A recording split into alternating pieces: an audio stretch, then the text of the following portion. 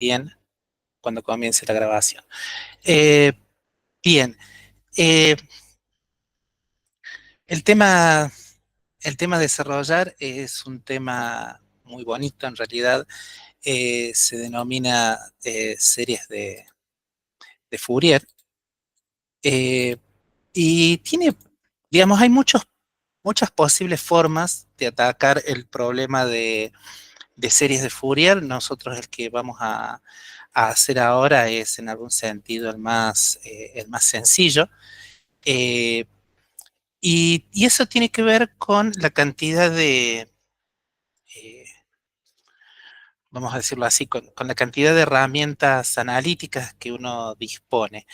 Si por ahí, por las dudas, buscan en la red, y posiblemente nosotros también pongamos en el aula virtual, hay distintas formas de tratar el problema de series de Fourier. Hay algunas que son muy matemáticas, en el sentido que, bueno, van probando una serie de teoremas que son muy interesantes, porque dan la base de por qué uno puede utilizar las series de Fourier para, para estudiar distintos tipos de problemas. Eh, Cuando inicialmente las series de Fourier fueron pensadas como una herramienta para estudiar funciones, principalmente, funciones que muchas veces eran señales que uno podía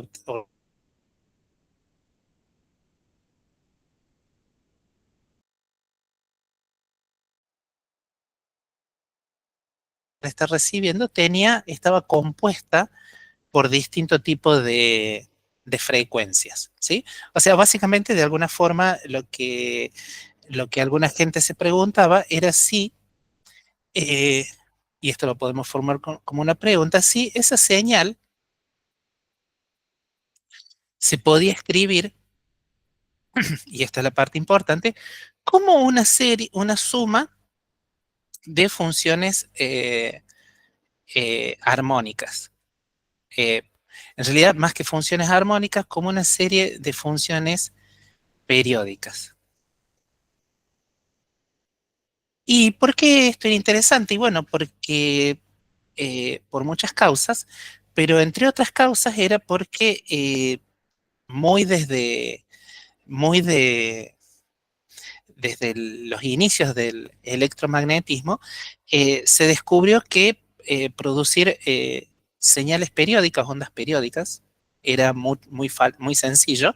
Eh, Además, uno tiene la experiencia desde física 3, en la cual, por ejemplo, uno tiene los circuitos RLC que oscilan, digamos, muestran oscilaciones de corriente periódicas en el tiempo. Entonces, uno podía preguntarse si efectivamente se podía hacer esto.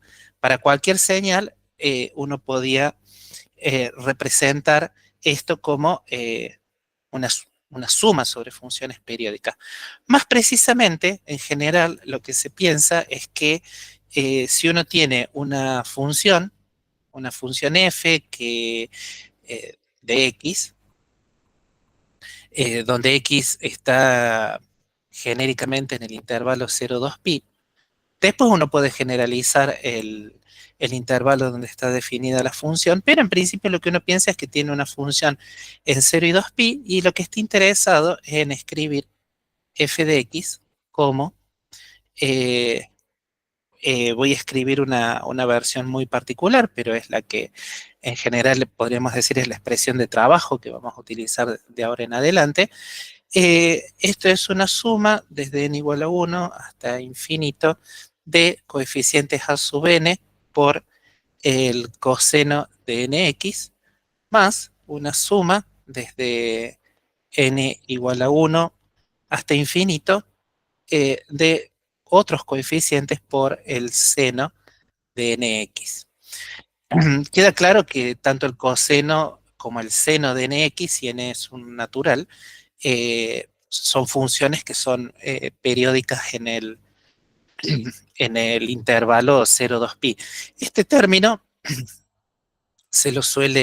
el término que no está multiplicando al- a la función constante en X, se lo suele separar justamente porque, bueno, eh, tiene algunas propiedades un poquitín distintas.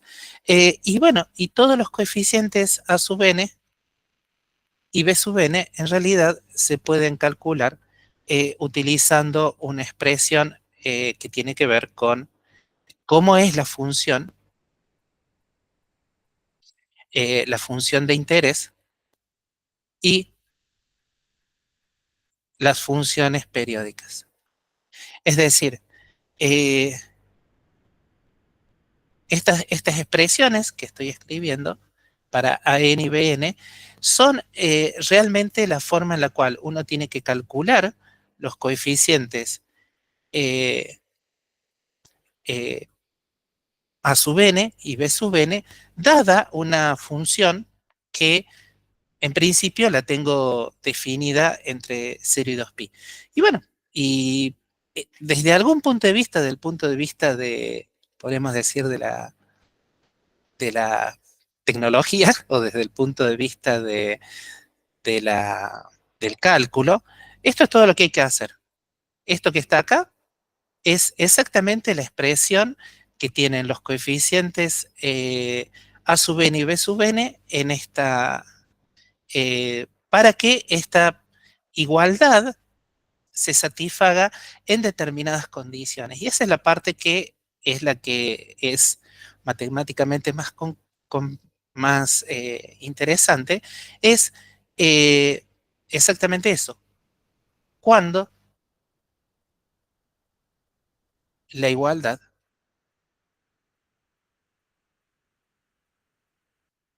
se verifica. Y esta es una parte muy importante de, de todo lo que se conoce como el análisis de Fourier. ¿Qué significa esto cuando la igualdad se verifica? Básicamente que esta expresión, como está escrita, no va a ser cierta, no va a ser cierta a menos que la función f de x satisfaga una serie de condiciones, ¿sí? Para que la igualdad se satisfaga, básicamente lo que habitualmente se pide son lo que se conocen como condiciones de Dirichlet, ¿sí?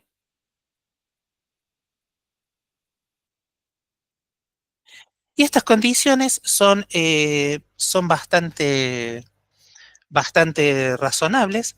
Básicamente lo que se pide, las condiciones lo que dicen es que f de x tiene, y esto es importante, un número finito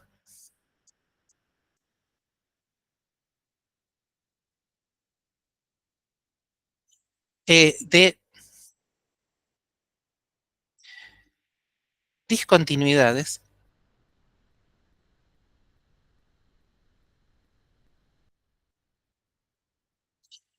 finitas. Discontinuidades finitas lo que quiere decir es que si uno toma el límite por derecha e izquierda, donde uno tiene una discontinuidad, básicamente la diferencia entre el límite por derecha y por izquierda es un valor finito. O sea, básicamente lo que estamos diciendo es que la función no tiene divergencia dentro del intervalo de interés. Entonces lo que pedimos es un número finito de discontinuidades finitas y eh, solo, y esta parte es importante, solo un número finito,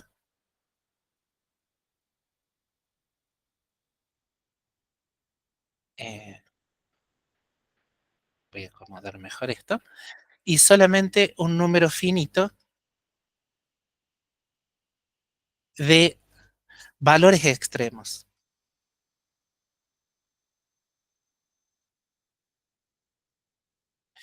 Esto es porque ya hemos visto que uno puede tener algunas funciones que tienen algunos comportamientos bastante complicados, como por ejemplo el seno de 1 sobre x, que es una función que tiene, para x que va a 0, tiene un número en principio infinito de valores extremos. Para ese tipo de situaciones, las condiciones de Dirichlet no se satisfacen.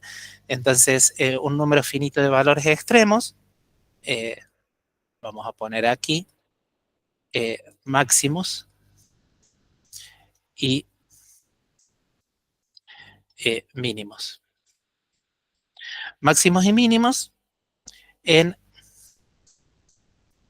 0, 2pi. ¿Ok? Bien, estas condiciones de Dirichlet son muy buenas. Son, en principio, condiciones bastante, podríamos decir, no son muy rigurosas, ¿sí? No restringen mucho el número de funciones las cuales uno puede tener. Y si estas condiciones de Dirichlet se satisfacen, entonces uno puede demostrar, se puede demostrar, y esto es importante, nosotros no lo vamos a hacer, pero en montones de apuntes está hecho, se puede demostrar que, eh, y esto sí es bueno, que las sumas parciales eh, convergen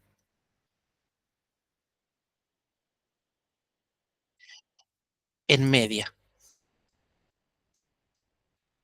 Eh, Esto es importante porque, vamos a decirlo así, en otras partes del curso y en otras materias, por ejemplo, ¿qué sucede con series de funciones, no?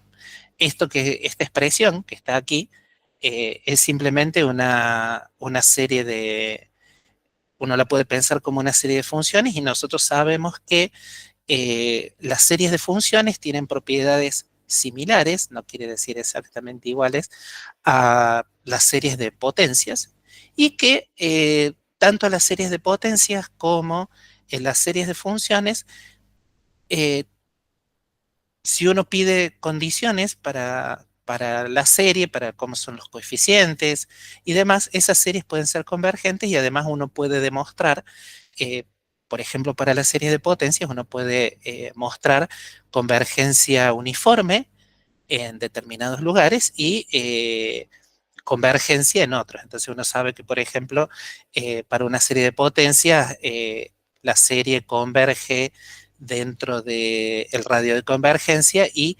converge uniformemente dentro de cualquier cerrado que esté contenido en el radio de convergencia. En ese mismo sentido, las condiciones de Dirichlet eh, permiten eh, permiten aseverar la convergencia en media. No es eh, la única eh,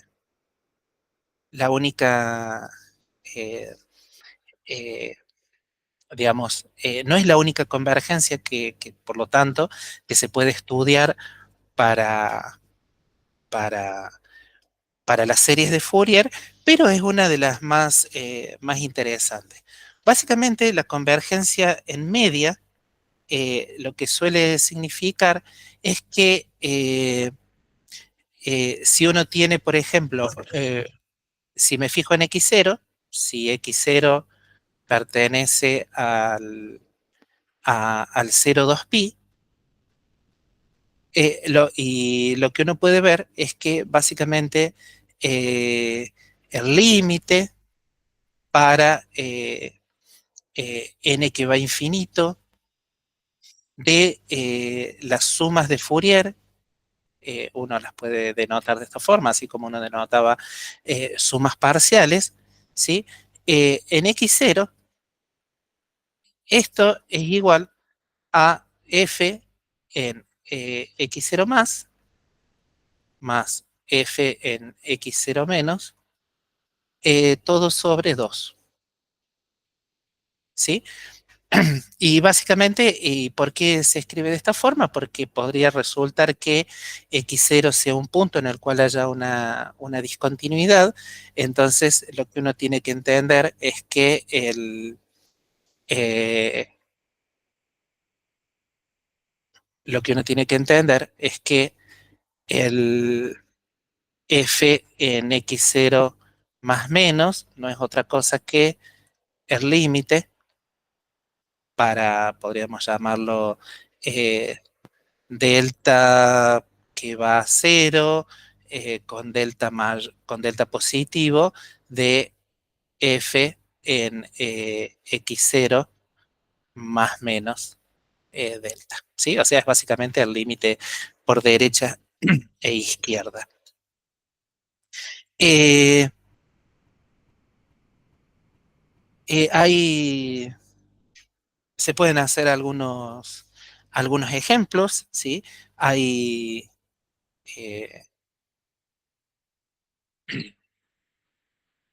esto básicamente con una tabla de integrales y alguna otra cosa se puede verificar rápidamente. Por ejemplo, si uno tiene que f de x está definida como la función eh, x si, bueno, si x está entre, eh, entre 0 y pi y x menos 2pi entre,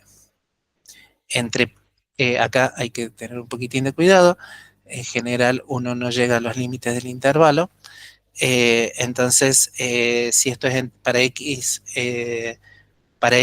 entre pi y, y 2pi, esta eh, es una función bastante simple, básicamente es una, es una línea recta, solo que hay que definirla adecuadamente. eh, es una línea recta. En realidad, si uno fuera a dibujar la función, eh,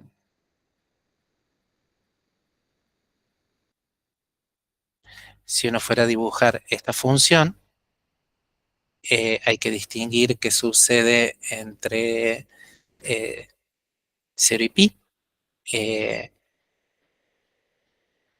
que básicamente entre 0 y pi tenemos la recta, eh, esa recta, y después en, cuando esto está en pi, eh, eh, si la función empieza en pi, esto vale menos pi, y cuando llega a 2pi vale 0. Estoy seguro, segundo. No, este no es exactamente el ejemplo que queremos hacer. Vamos a hacer un ejemplo todavía más simple eh, para que sea el primer ejemplo. Eh, en realidad la función que nos interesaría, con la que nos interesa trabajar es más simple. Uno podría pensar que tiene la función eh, directamente, la función x entre, eh, x entre menos pi,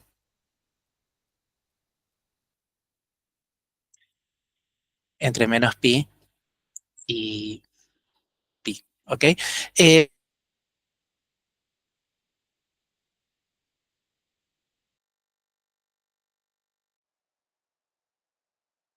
En principio no hay ningún problema de hacer desarrollos en cualquier intervalo en el cual las funciones seno y coseno de nx sean periódicas. Entonces uno podría agarrar y escribir, decir directamente, bueno, la fórmula que uno tendría que aplicar es que los A sub n son básicamente 1 sobre pi, la integral entre menos pi y pi de f de x por el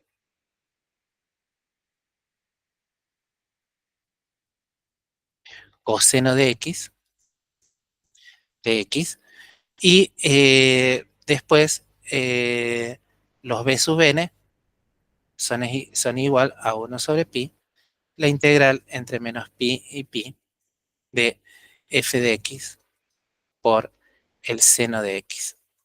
Si uno acude a una tabla de integrales, y esta, la idea es que ustedes lo hagan para que, como quien dice, uno va adquiriendo un poco más de práctica en, en en este tipo de cálculos, lo que uno puede mostrar, primero es una cosa bastante simple, que en realidad es relativamente fácil de mostrar. La función f de x, definida de esta forma, en el intervalo menos pi pi, es una función impar, mientras que el coseno de, eh, que el coseno de nx es una función par y la función seno de nx es una función impar. Entonces, rápidamente uno puede decir que a sub n es igual a cero, por paridad.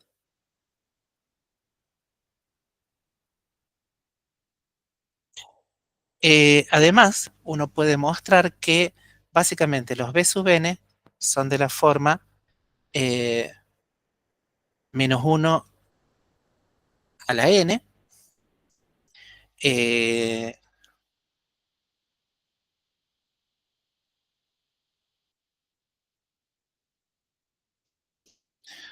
2 por menos 1 a la n, eh, sobre n. Con lo cual, uno podría agarrar y ver que entonces acá sí, como es una función continua, no tiene discontinuidades, es bastante, digamos, cumple las condiciones de, de Dirichlet con amplitud. Esto se puede escribir entonces como dos veces el seno de x menos, esto es n más 1, n más 1, entonces, exactamente, entonces esto es el seno de 2x sobre 2, más el seno de 3x sobre 3, etcétera. ¿Sí? Un ejercicio que en una de esas podrían hacer, que puede llegar a ser divertido, es agarrar y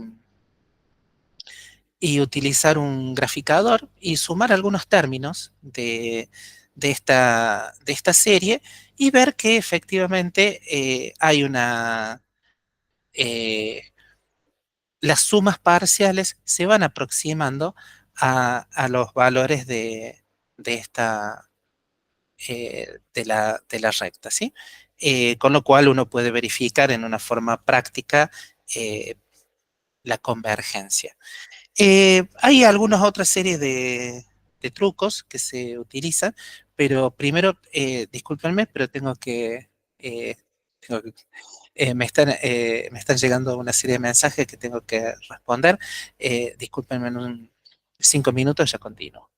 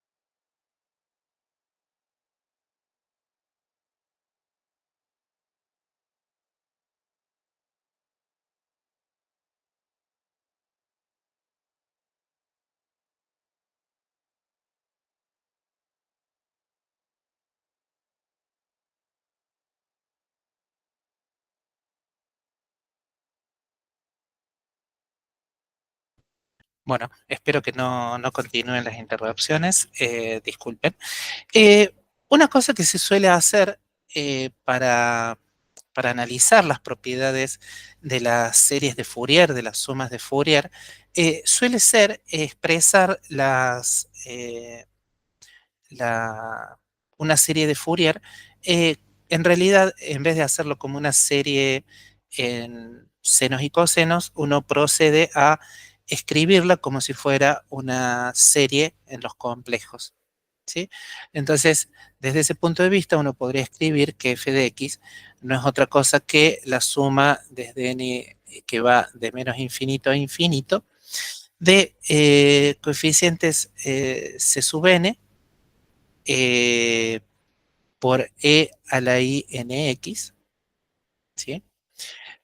Donde los coeficientes c sub n, básicamente uno los puede construir en términos eh, de, la, de los coeficientes a sub n y b sub n, obviamente. No hay que hacer, digamos, la única cosa que hay que hacer para encontrar los coeficientes es escribir en todo caso el seno y el coseno en función de exponenciales complejas, y se encuentran dos expresiones bastante sencillas para los coeficientes con índice positivo y negativo.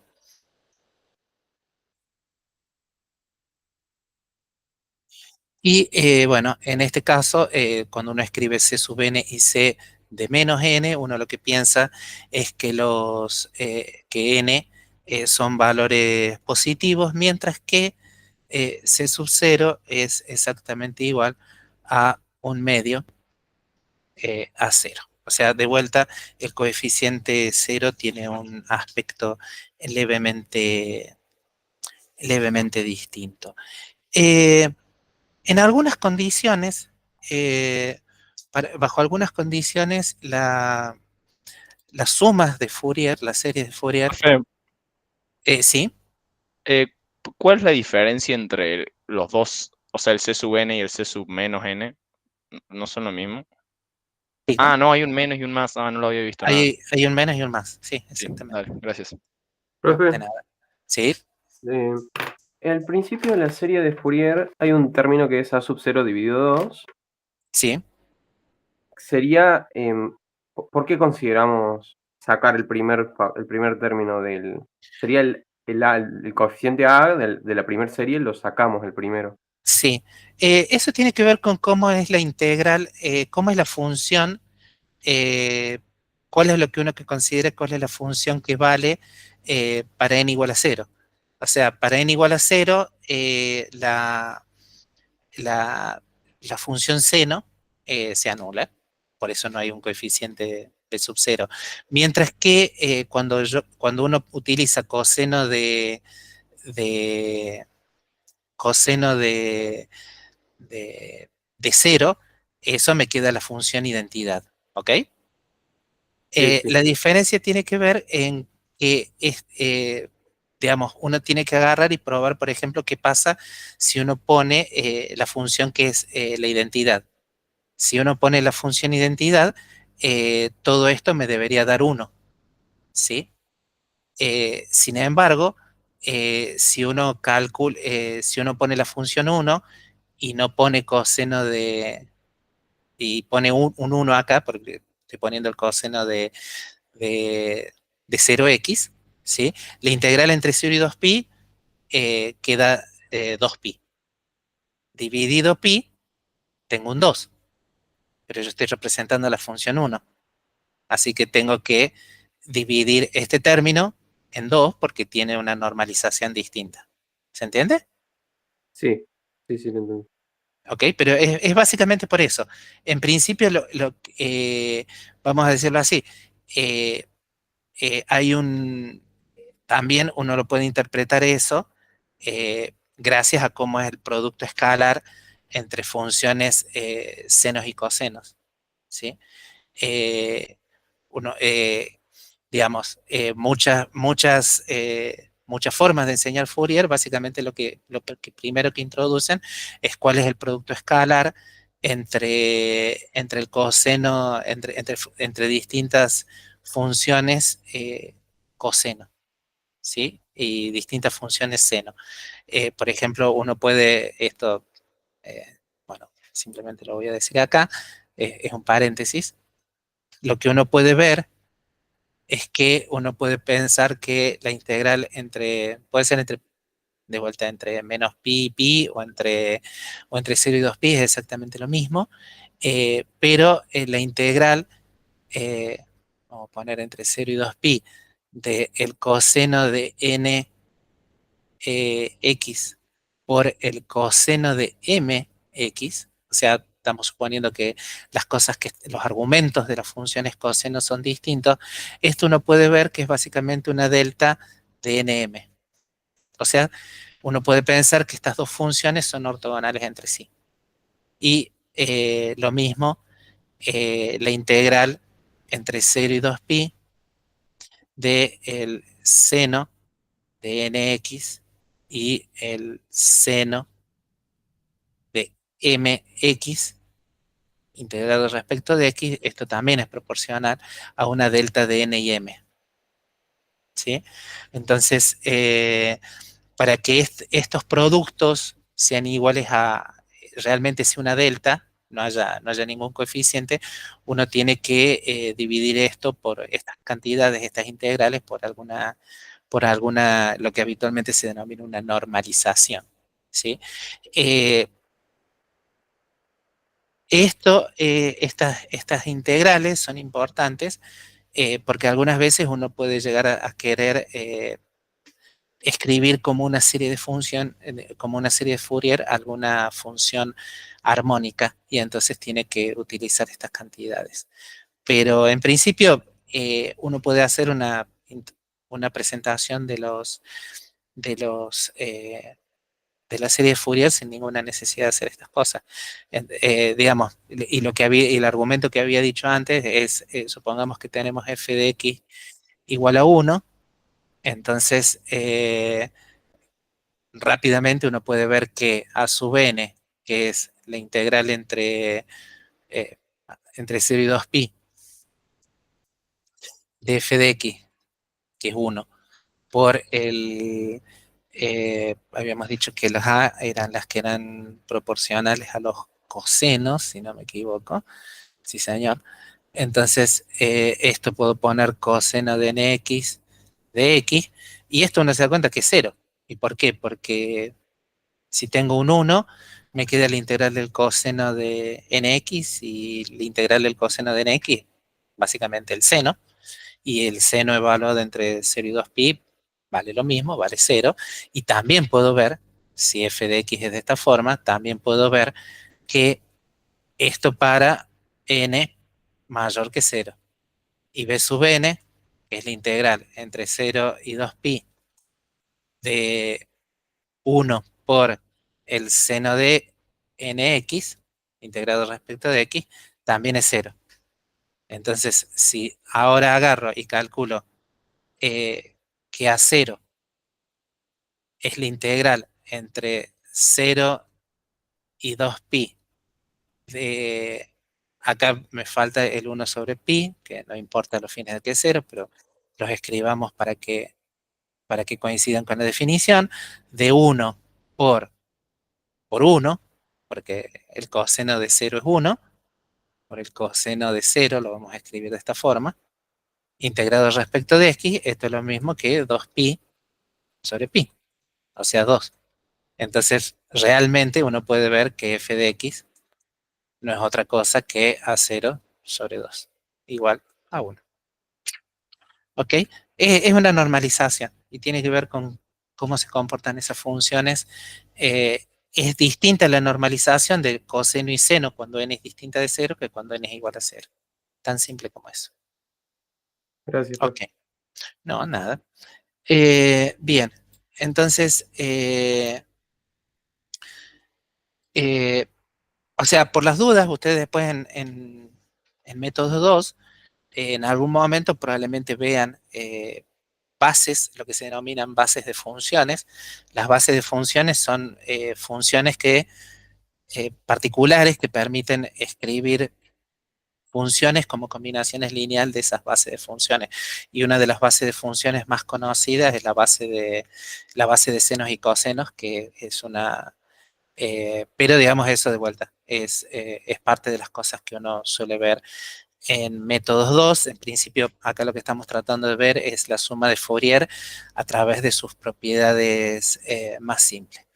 Bien, entonces estábamos con que en principio uno podía utilizar algunas cosas, algunos resultados bonitos pueden aparecer a partir de escribir la, la función, la suma de Fourier. En vez de escribirlo como una suma sobre senos y cosenos, la puedo escribir como una serie sobre exponenciales complejas. Y si uno hace eso, hay algún par de teoremas que son bastante bonitos, que, eh, por ejemplo, está lo que se conoce como el teorema de Abel.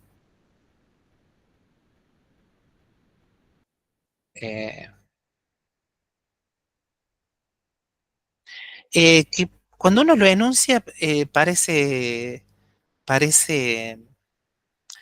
eh, no del todo, eh, que no, no, el significado no es transparente, pero después cuando uno empieza a hacer algunas cuentas se da cuenta de que en realidad es bastante más simple su significado que otra cosa.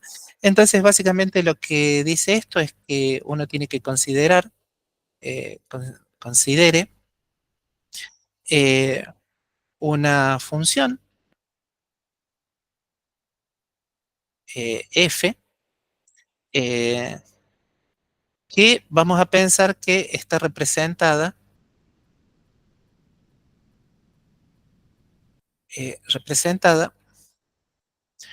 por una serie convergente. Esto es importante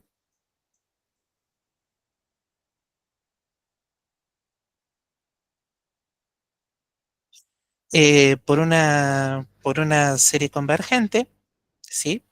Y básicamente lo que vamos a pensar es que esa función eh, uno la puede escribir como una suma desde n igual a 0 hasta infinito de algún coeficiente c sub n por z a la n, ¿sí?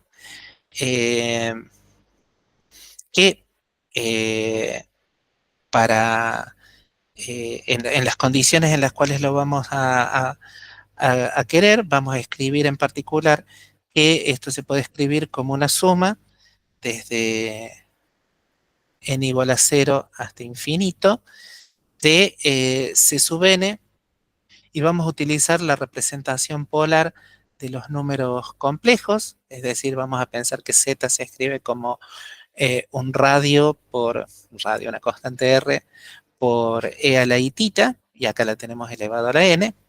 Entonces, uno puede separando, hay que separar la parte real e imaginaria.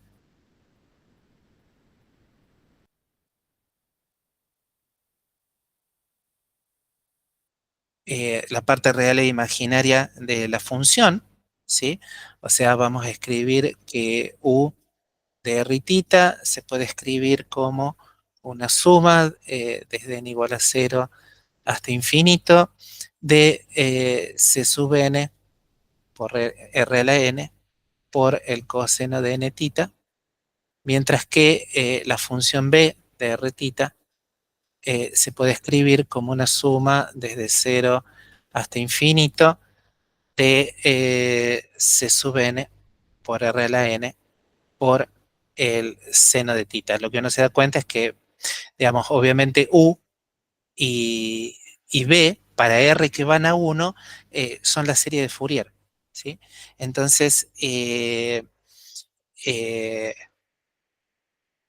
lo que uno dice, bueno, en una de esas, descubrir si esta serie es convergente, es más sencillo que en una de esas descubrir si la serie de si los términos de si U y B son convergentes. Entonces, lo que el teorema asevera es que si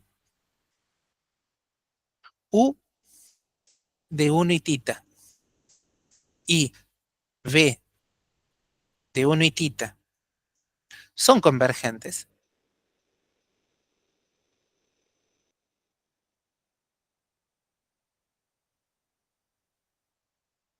eh, para un dado tita,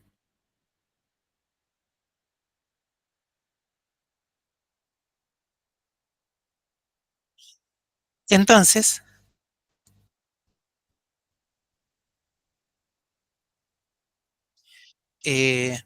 U de 1 y tita más I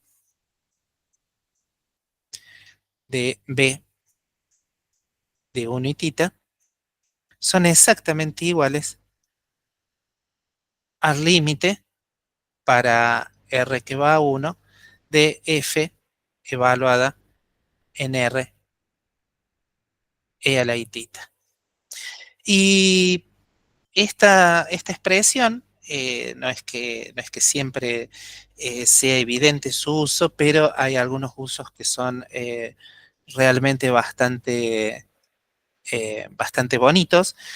Por ejemplo, uno puede pensar en la suma. Vamos a pensar que tenemos una suma desde n igual a 1 hasta infinito de 1 sobre n, el coseno de nx, para x que obviamente uno va a pensar que va a estar entre 0 y 2pi. Entonces, en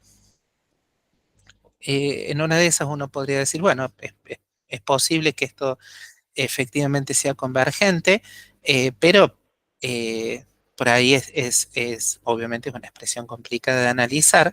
Entonces uno puede pensar que esta serie no es otra cosa que el límite para r que va a 1 de la suma desde n igual a 0 hasta infinito de r a la n por el coseno de nx sobre n. ¿Sí?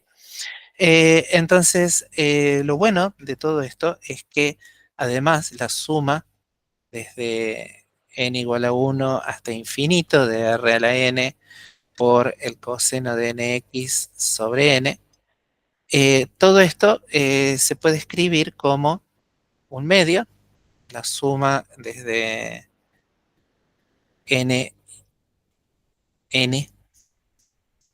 quedó medio rara la expresión, desde n igual a 1 hasta infinito, de r a la n, e a la i nx, todo sobre x, más un medio, la suma desde n igual a 1 hasta infinito de r a la n, e a la menos i nx, o sea, estoy introduciendo de vuelta, eso no es sobre x, sino que es sobre n.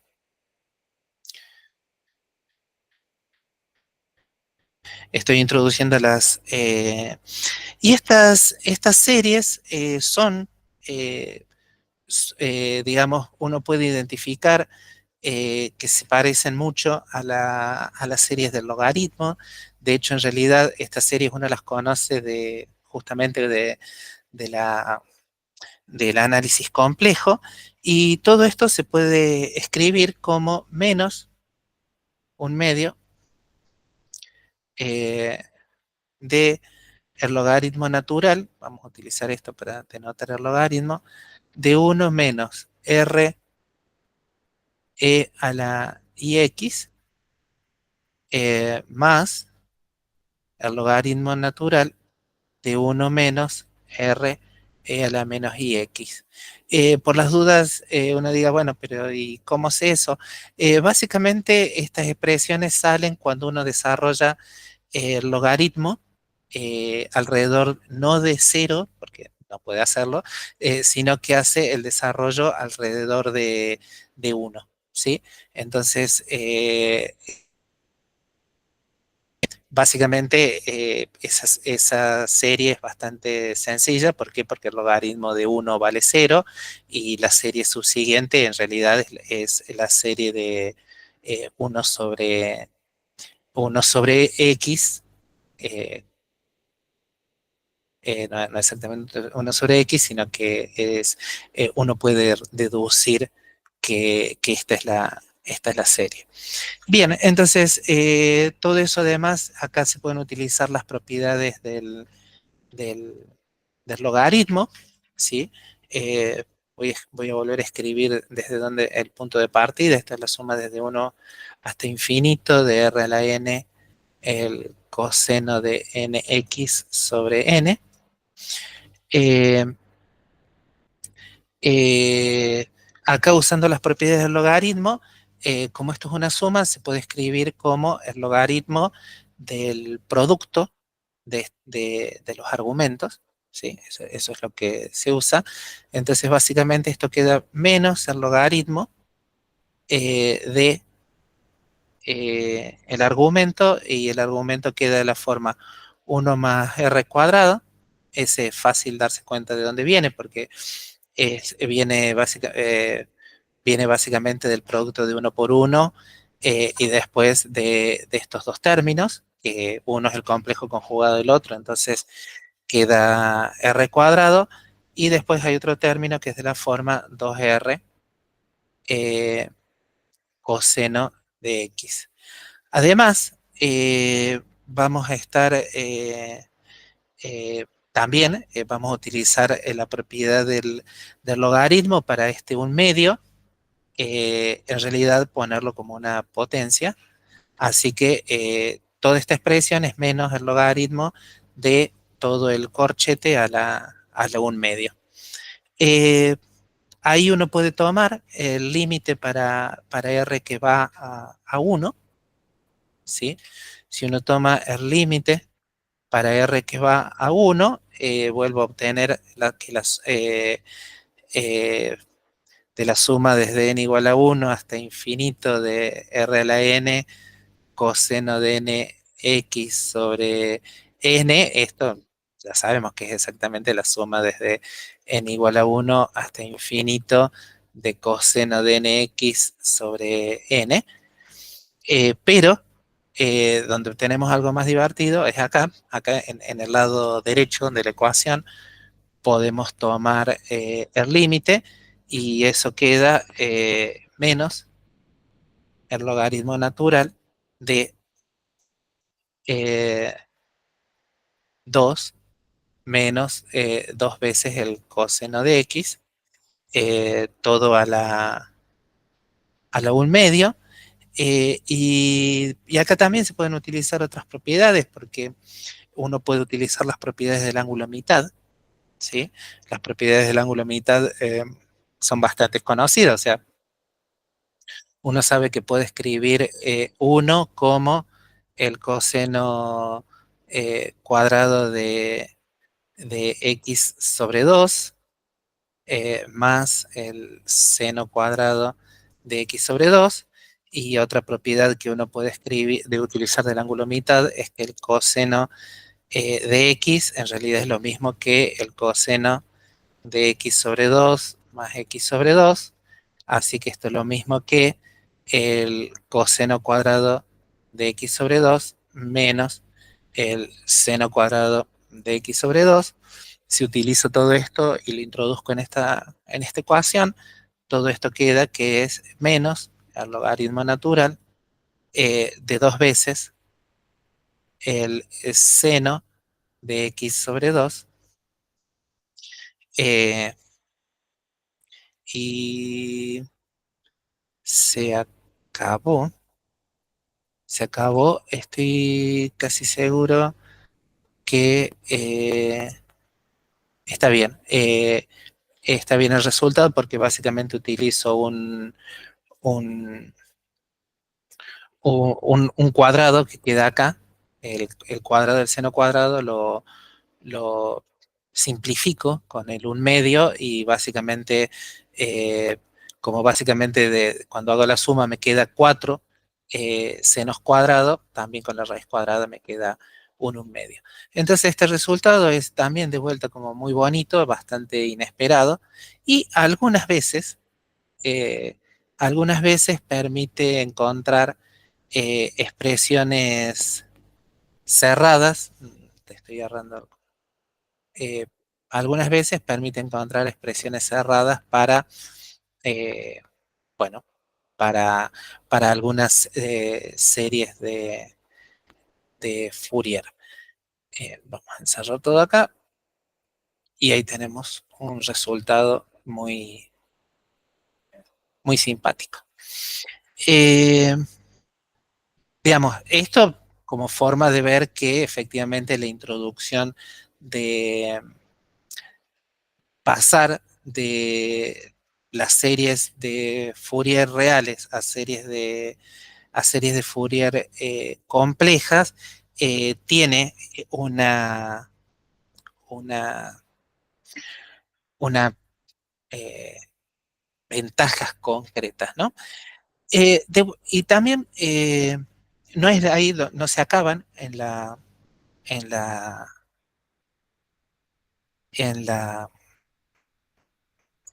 en el teorema de Haber, las ventajas de pasar a las series complejas. Si uno no ve, si uno no sabe lo que son, insisto, eso es un tema de métodos matemáticos de la física 2. Si uno no sabe lo que son bases de funciones o espacios eh, normados, hay todo un lenguaje muy bonito, pero que no hay tiempo de ver. Una de las cosas que a uno siempre le preocupan es lo que se denomina la completitud. Y básicamente lo que uno se podría preguntar con completitud es, eh, o, o vamos a decirlo así, es en forma muy simplificada la pregunta, es eh, ¿cuál es el conjunto de funciones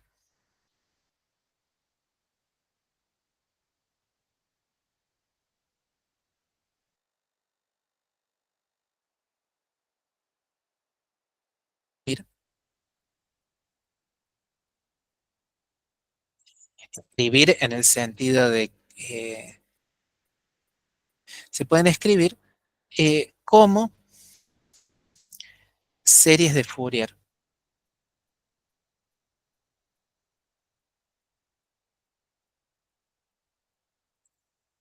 ¿sí? Y acá vamos a aclarar qué es lo que queremos decir con escribir. Lo que queremos decir con escribir es básicamente eh, que la serie converge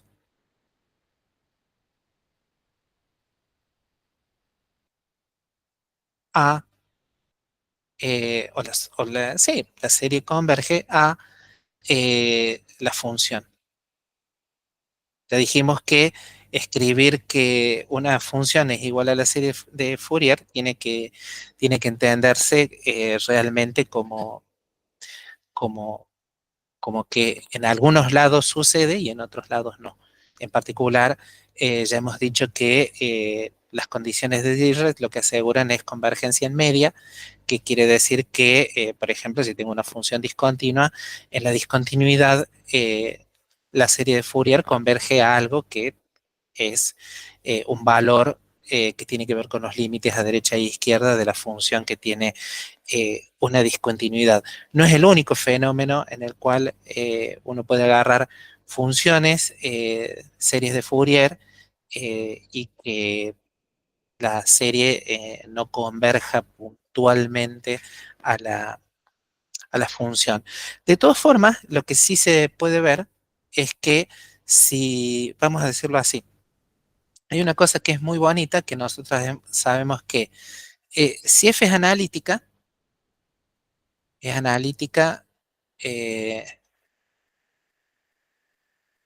analítica en un anillo en el típico anillo donde uno sabe que una función puede hacer, lo que uno sabe es que f se puede escribir como una serie de Lorentz.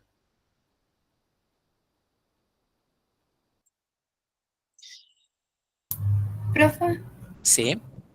disculpe, me quedó una duda con respecto a lo de convergencia media. Básicamente, ¿con qué representa el hecho de que yo lo pueda representar a esa discontinuidad con una serie de Laurent? Porque, bueno, la única como idea intuitiva que tengo hasta ahora de esto es con la serie de Taylor.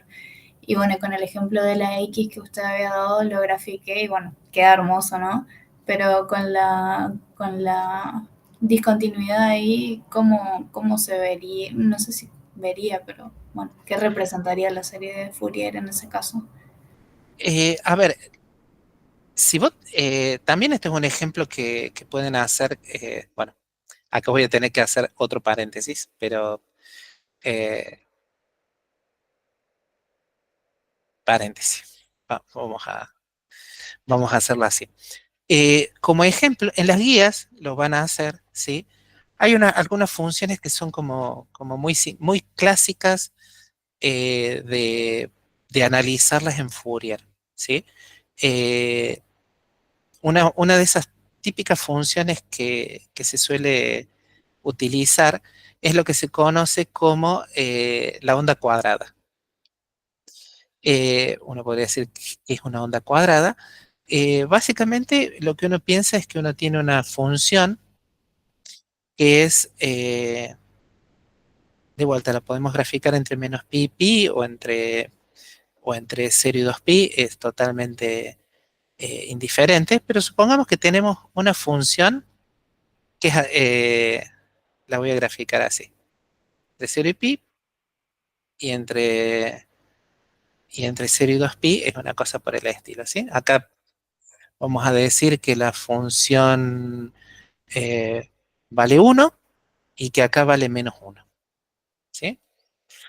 Esto es hasta pi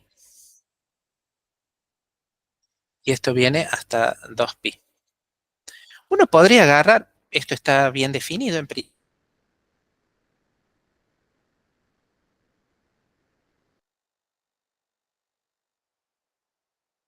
continuidad en pi, esa discontinuidad es finita. ¿Por qué? Porque el salto de la función es básicamente el módulo del salto de la función es igual a 2.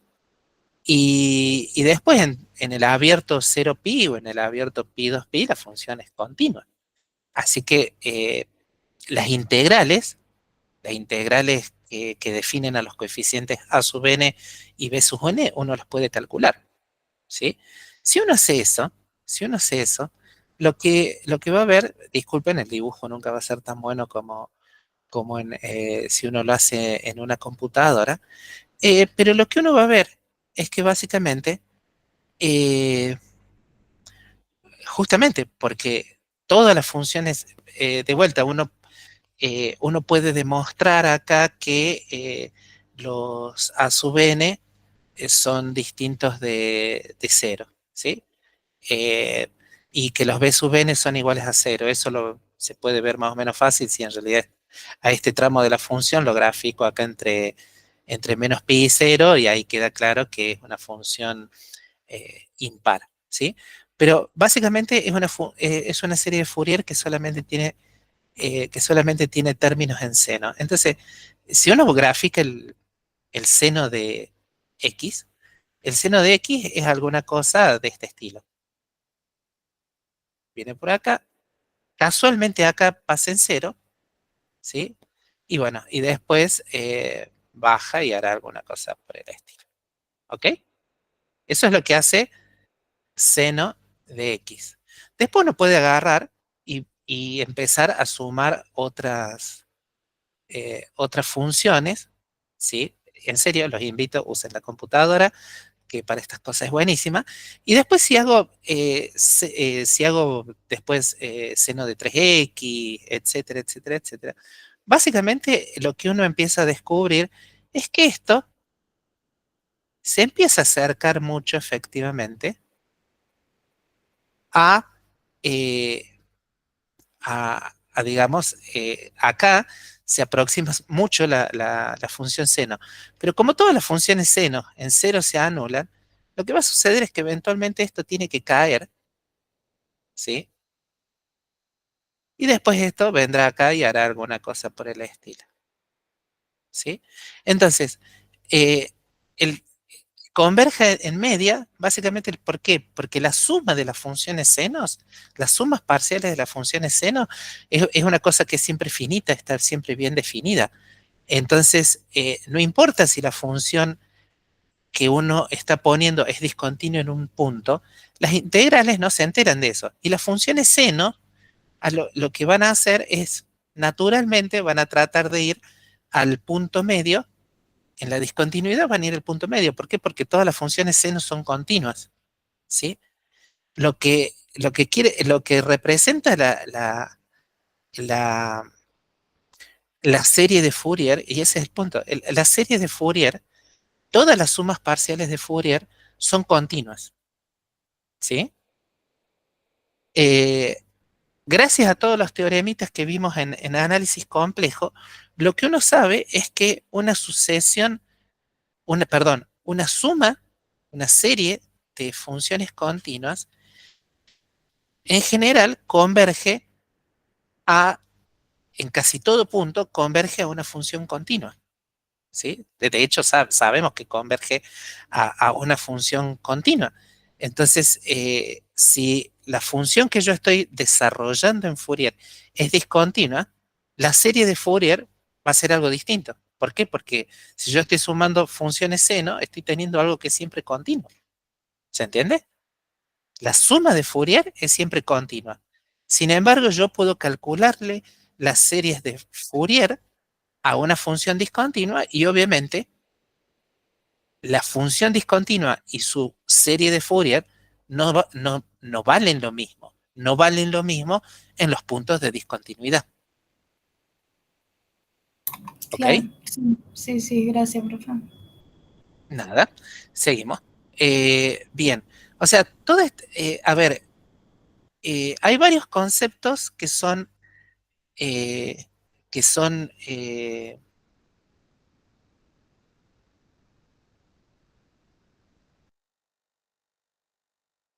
que vos usaste, tengo que hacer algunos ejemplos y tengo que tratar de graficarlos. Entonces, eso es una cosa que la serie está hecha, perdón, la guía está hecha para que ustedes prueben con distintos tipos de funciones, que prueben con funciones que tienen, como este gráfico que he hecho acá, tienen una discontinuidad. Entonces uno calcula, grafica y de a poco se va dando cuenta que significa que las sumas van convergiendo, ¿sí? Eso va a ser digamos, si lo hacen con cualquier graficador, no hace falta utilizar ningún programa muy particular, eh, van a ver que efectivamente, digamos, estas montañitas cada vez se hacen más chicas, ¿sí? Ahora, en los extremos, donde se presentan las discontinuidades, ahí las sumas de Fourier presentan comportamientos extraños, ¿sí? Eh, y está bien, porque estoy sumando funciones continuas que me tienen que dar algo continuo, ¿sí? Entonces, eso es una cosa bastante interesante. Pero bueno, volviendo acá al punto de qué significa completitud y cuál es el conjunto de funciones que se pueden escribir como series de Fourier, donde escribir quiere decir que la serie de Fourier efectivamente converja a la función. Una cosa que se puede hacer muy bonita es escribirla a la función, es recordar que las funciones analíticas, donde son analíticas, siempre tienen un desarrollo en serie de Laurent, ¿sí? Esto es la serie de Laurent de una función analítica. eh, Eso lo hemos visto nosotros. Y, y lo interesante de todo esto es que eh, uno puede pensar que f de z no es otra cosa que para hacer la conexión con en el círculo unidad, en el círculo unitario, ¿sí?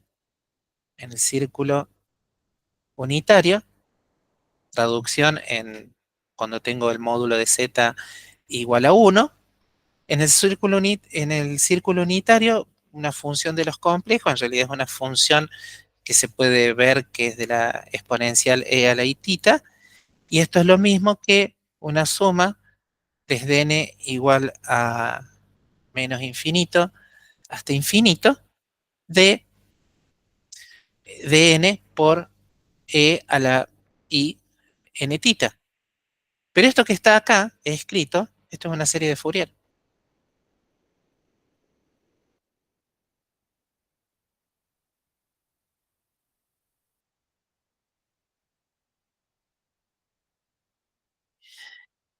Y esto lo que me está diciendo es algo muy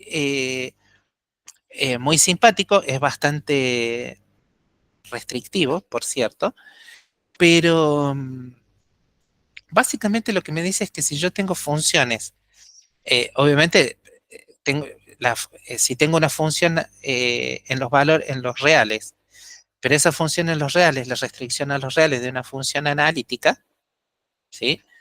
Donde esa función es analítica, el desarrollo en serie Fourier va a coincidir con con la serie de Laurent, pero la serie de Laurent converge absolutamente y además converge uniformemente en determinadas regiones. O sea que uno podría decir que para funciones, para funciones suaves, para funciones analíticas, la serie de Fourier converge absoluta y uniformemente. ¿Ok? De vuelta, converge donde convergen las series de Laurent. Y las series de Laurent ya sabemos que son absolutamente convergentes y además convergen uniformemente dentro de su radio de convergencia. Perdón, dentro de su anillo de convergencia.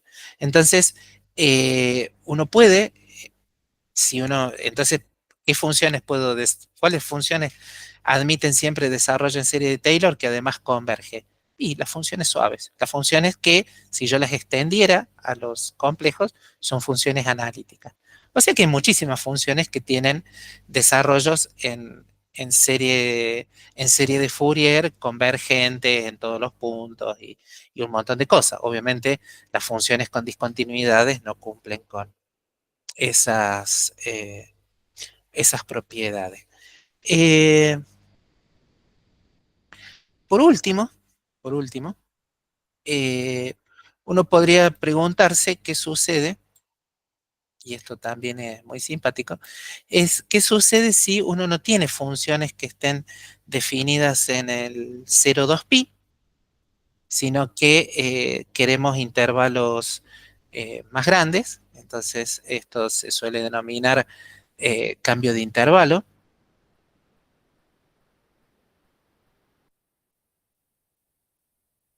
Y de vuelta, uno piensa que en vez de estar en 0,2pi, vamos a tener algún intervalo que en principio también no hay ningún problema que sea, eh, simplemente lo que vamos a asumir es que el intervalo está entre 0 y 2L. El 2L se pone para que las expresiones sean similares a las expresiones con 2pi, o también podemos pensar, vamos a hacerlo así, que el intervalo donde a uno le interesa hacer desarrollos en serie de Fourier es el intervalo menos LL, y para este va a ser que voy a escribir las expresiones. Si uno tiene esto de esta forma, o sea, el intervalo de interés es realmente L y menos L, todo esto se traduce bastante rápidamente como que f de x se puede escribir como a0 sobre 2, más, esto no se va a distinguir en nada de lo que teníamos antes, nada, casi nada, la suma desde 1 hasta infinito de a sub n, el coseno de npi X sobre L más B sub N, el seno de N pi X sobre L.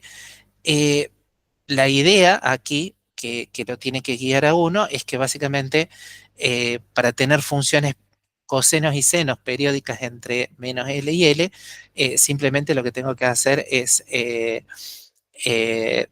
asegurarme que cuando varío X entre menos L y L, esto se mueva entre menos pi y pi, lo cual es bastante fácil de comprobar. Si pongo que X es igual a L, se simplifica y básicamente la función llegó a NP, y lo mismo para X igual a menos L, y bueno, y ahí esas funciones son periódicas, así que para n desde 1 hasta infinito, eso es un intervalo en el cual esas funciones son periódicas.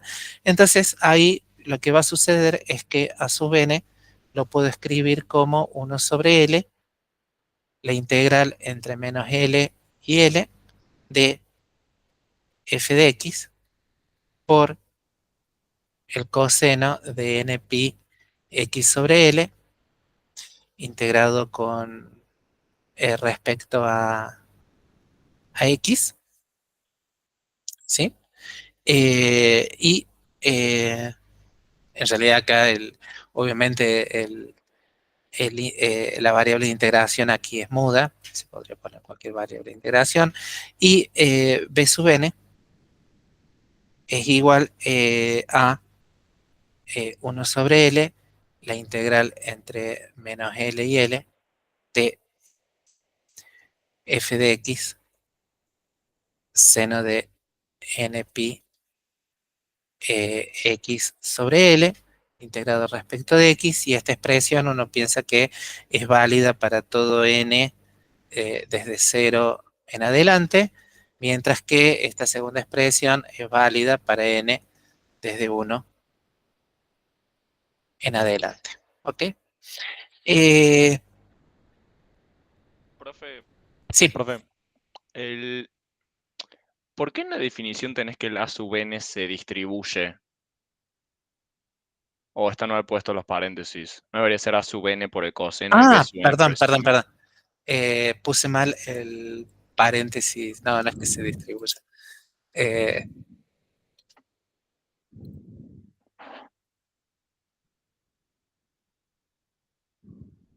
está. Ah, bien. Muchas gracias. Y bueno, y con esto básicamente pueden hacer todos los ejercicios de la guía. Digamos, los ejercicios de la guía están pensados para que ustedes ganen eh, eh, un conocimiento operativo de, de los de las series de Fourier. Por las dudas, ustedes estén interesados, digamos, en más material sobre la serie de Fourier, esto lo pueden consultar en cualquiera de los libros de métodos matemáticos de la física. Las mismas referencias que hemos estado utilizando hasta ahora lo pueden verificar en el ARFken. También, por supuesto, en el Matthews.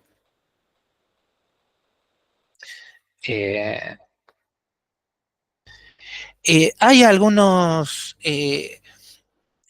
por las dudas, porque alguien me preguntó la vez pasada, alguien me preguntó si, por ejemplo, si la serie, el apunte que tenía Guido Rayo sobre ecuaciones diferenciales se podía usar. Yo dije que sí, con algunas prevenciones, porque había algunos teoremas extras. También hay un apunte de Guido Rayo para series de Fourier. Tiene muchísimo más material que el que entra en un curso de métodos matemáticos de la física. Eso lo dice el prólogo, que si bien se originó en métodos, la utilidad del análisis de Fourier es mucho más grande que el de solo representar funciones. Hay una serie de teoremas muy famosos, como el teorema de Parseval o el teorema o muchos otros que se suelen utilizar en análisis de Fourier.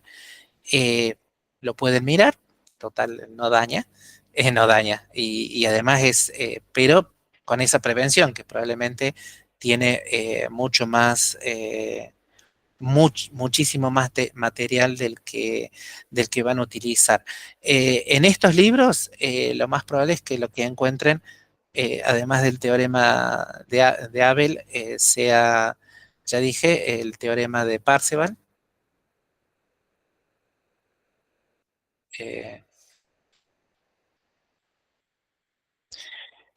Esto es un teorema que básicamente lo que liga es cómo es la integral entre 0 y 2pi del módulo cuadrado de una función que se va a representar como una función como una serie de,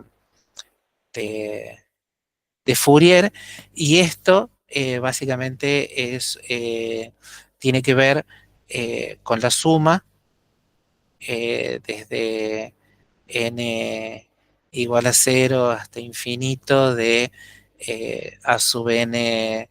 Estoy haciendo de memoria, así que, pero pueden buscarlo. La suma de los a sub n al cuadrado más el módulo de los b sub n al cuadrado, que en un contexto físico, eh, pero no es que uno le vaya a poner mucho énfasis en esto. Básicamente en física este tipo de teoremas para lo que se utiliza es para estudiar cómo es la potencia de una señal, en el sentido de que eh, si uno estudia las distintas componentes de Fourier, puede adivinar, puede calcular cuál es la energía asociada a la señal y ese tipo de cuestiones. De todas formas, como les digo, dependiendo cómo vean métodos matemáticos de la física 2, lo más probable es que vuelvan al análisis de Fourier. ¿Por qué? Porque de vuelta la base de senos y cosenos es es algo que se ve en el contexto de espacios de funciones, y cuando uno introduce el concepto de bases de espacios de funciones, eh, en, vuelve a aflorar el tema de Fourier, y además uno puede tener una visión más sofisticada de lo que realmente significa la completitud, cuáles son las funciones que realmente se pueden representar como una serie de Fourier, etcétera, etcétera. Así que, bueno, esto... además efecto. No le acerté. Básicamente, métodos matemáticos de la física 1 termina acá.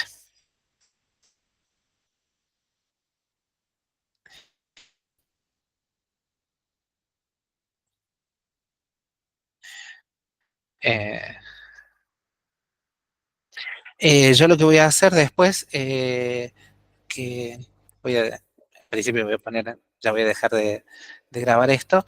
Eh, lo que, lo que voy a hacer después tarda un tiempo en